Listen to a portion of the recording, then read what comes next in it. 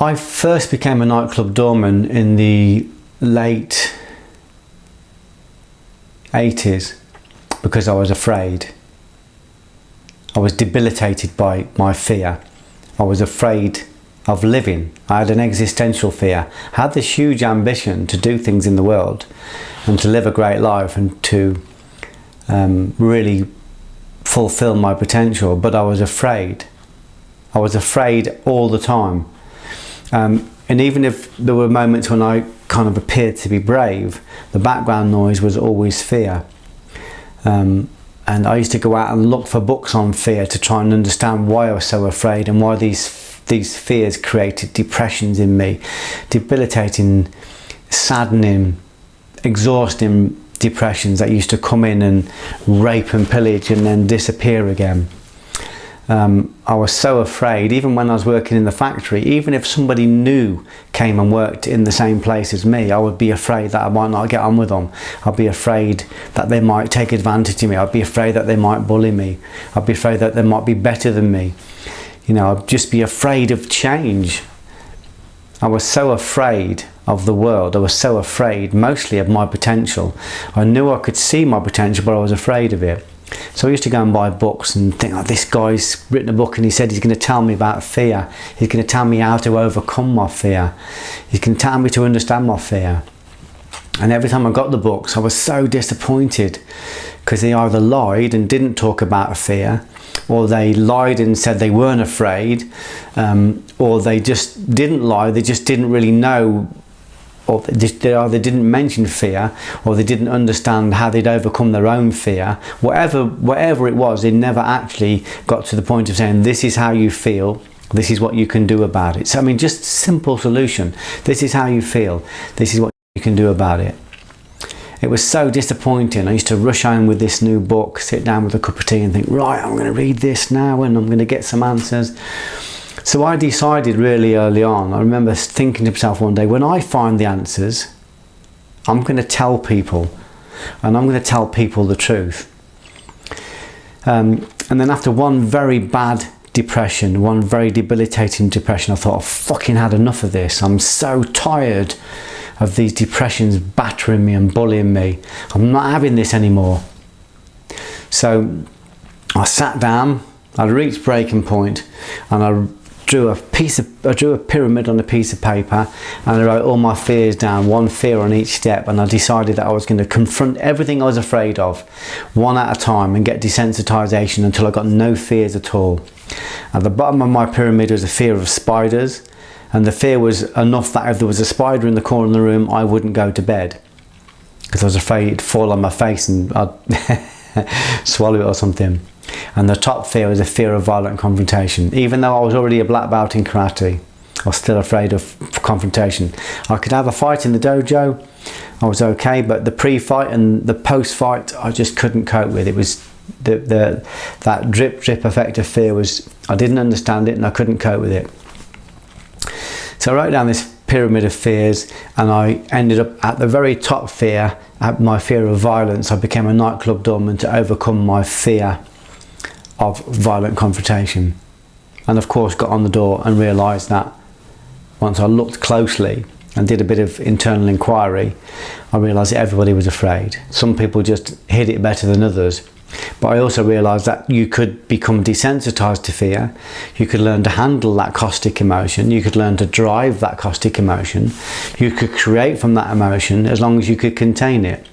You had to build an eye wall around it in order to contain this fear, otherwise it would burst out and explode. So standing on a nightclub door taught me how to control fear, taught me how to channel fear, taught me how to make a better shape of fear. So I started to look at all the areas in my life where I felt afraid, and I started to study the scriptures, and I started to look in, to the history of the species, and of course I realised that there was nobody that wasn't afraid. You look at Christ in the Garden of Gethsemane, and he was afraid. He was so afraid he said to God, "Take this cup from me." This is before the crucifixion. And then you look at Muhammad on the mountain in Saudi Arabia, just outside Mecca, when he had the revelations from the Archangel Gabriel. Muhammad, this great warrior, this entrepreneur, this beautiful man, became afraid. And the stories vary around the revelation, but one story is that he wanted to throw himself off the mountain because he was so afraid. Another story is that he ran to his wife Khadija and hid, said, please hide me under a coat. He felt like he was being possessed by a devil, by a jinn. Muhammad was afraid. Arjuna, when he was going into the battle of Kurukshetra with Krishna on his chariot, he gets to the battleground, he looks around him, sees tens of thousands of soldiers, and they stand between him and his kingdom.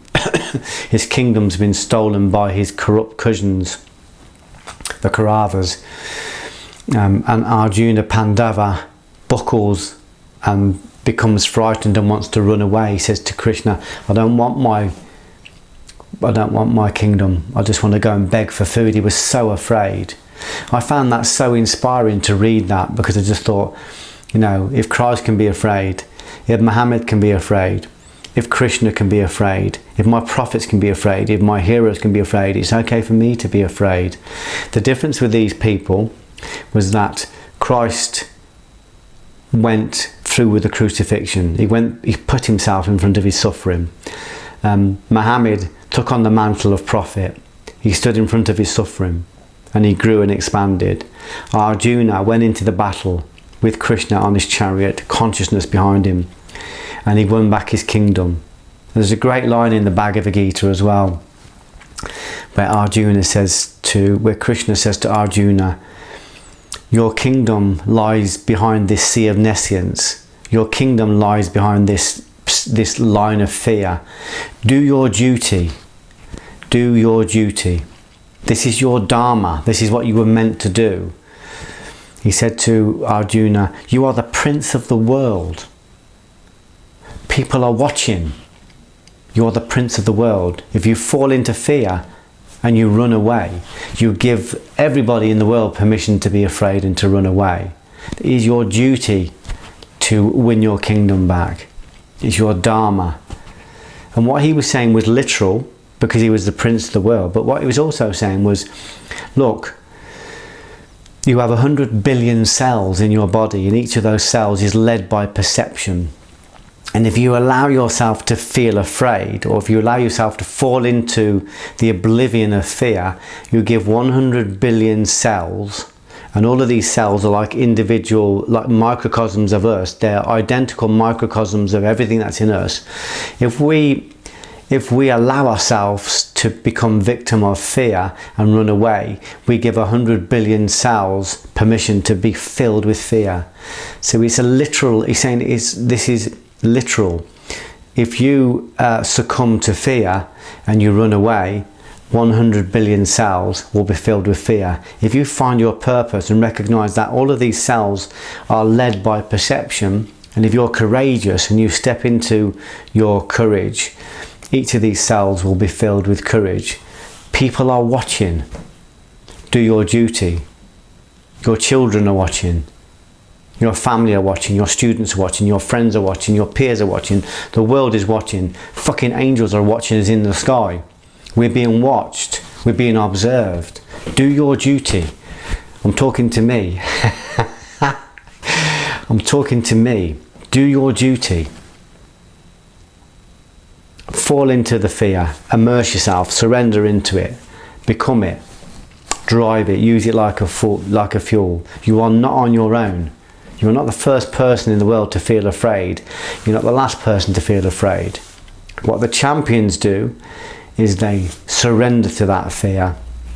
They immerse themselves in that fear. They become one with that fear and they drive it like it's a fuel. They captain it. It's what I've said in other podcasts. We have to stand in front of our own suffering. We have to surrender to a greater will. We have to intercourse with our fear.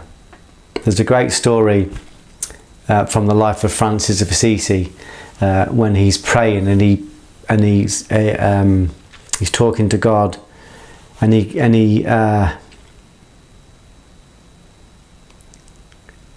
he says to God, he shares something with God. He says, I'm afraid of lepers. Every time I see a leper, I feel a debilitating fear. He confides in God. He confides in God and admits that he has this, not just a normal, understandable fear of lepers, but a debilitating fear. He recoils in disgust when he sees lepers. And God gives him a message in his prayers and says to him, I want you to go out tomorrow and find a leper, embrace a leper, kiss a leper on the cracked leper lips. And I love this about Francis, because Francis was a man.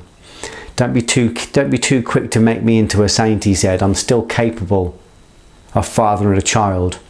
He still felt vulnerable around women. He still felt vulnerable, Francis, this titan of spirituality, this great mystic, this saint. I love the fact that Francis kicked off and said, that's it. That's the last time I confide in you. I can't believe I've confided in you and you're saying to me, go and kiss a fucking leper. I don't think Francis swore. I probably made that bit up. But he said, I can't believe you're making me do this. I can't believe you're asking me to go and kiss a leper. I've confided in you and this is what you give me. Of course, he contemplates and he meditates on it and he mentates and he realizes that if the message is intuitive and it's come from God, then he should follow it, he should trust it, he should have faith. So he goes out the next day. This is one of the miracles of Francis. It's one of the miracles that's been catalogued. He finds a leper, he embraces the leper, and he kisses the leper on the cracked, bleeding lips. He wraps the leper in a coat and carries him towards a refuge, but he only gets a few steps and he realises that the leper's getting light. He goes a few more steps and the leper's getting lighter and lighter. And then he pulls away the coat and the leper's gone. He's dissolved. He's just dissolved into thin air. And of course the message is that fear is illusion. It has no reality. But it has complete reality until we intercourse with it. We have to stand in front of our lepers. We have to stand in front of our fears. We have to stand in front of our suffering. And we have to intercourse with them. We have to go nose to nose with them, face to face with them, whatever they are. We have to admit them, we have to stand in front of them, stand in front of our suffering, and then we'll realise that they don't exist. They have no existence at all. They exist only as an illusion. Krishna says to Arjuna when he's looking at these tens of thousands of soldiers, he says, their karma's already unfolded, they don't even exist. They just exist as perceptions and scripts and shadows in your mind. You've got to go to battle with them. You've got to dissolve them. In other words, you've got to fully embrace them. So the key with fear is to recognise that this is what I learned about from working on the door. Everybody was afraid. Some people just learned to deal with it better than others. Most of our fears are neurotic fears. You know, if a tiger jumps out of the woods and chases us, we've got every right to feel afraid. And that fear, that adrenaline, can save our life. It can give us 100 yards of fast sprint, or it can give us 10 seconds of furious fight. If the equivalent jumps out of an entry with a knife, exactly the same thing. We need that fear. It's biological, it's part of our the human condition. It's what helps us survive. And the adrenaline and cortisol and the cocktail of hormones that are released in fight or flight help us to heal after fight or flight, help us to heal from injuries and wounds. They help to balance the blood pressures. They're vitally important. We need them. But most of our fears don't involve a saber-toothed tiger. Most of our fears are neurotic fears of being judged or being criticised, or missing a deadline, or not making enough money, or not being good enough. Or most of our fears have no actual life and death consequence. There isn't a saber-toothed tiger to run away from. There isn't someone chasing us down the road with a baton. And most of our fears are neurotic, so we have to learn to stand in front of them and dissolve them. The fears that we need, we keep and we use, and the fears that are neurotic, we dissolve them. We dissolve them by standing in front of them and proving that they're not real. So it's recognising that it's biological. that it's necessary, that it's a part of the human condition. Everybody feels it. Even the prophets fell into illusion. Even the great prophets had to expand their courage in order to take capacity of their fear. We need to take courage from that. Read the Quran. Read, the Old Testament, the New Testament. Read the beautiful Bhagavad Gita, the Mahabharata, the Bhagavatam. Read these amazing books, and they'll say to you, it's part of your condition, it's part of what you do. But in order for you to grow, you have to keep standing in front of that suffering. You have to keep heading towards the things you're afraid of. Geoff called it the chief feature. He said your greatest light exists behind your greatest fear, but your greatest fear is illusory. So find the chief feature, find the thing you're most afraid of, and move towards it. Stand in front of it, dissolve it, and open yourself up to potential.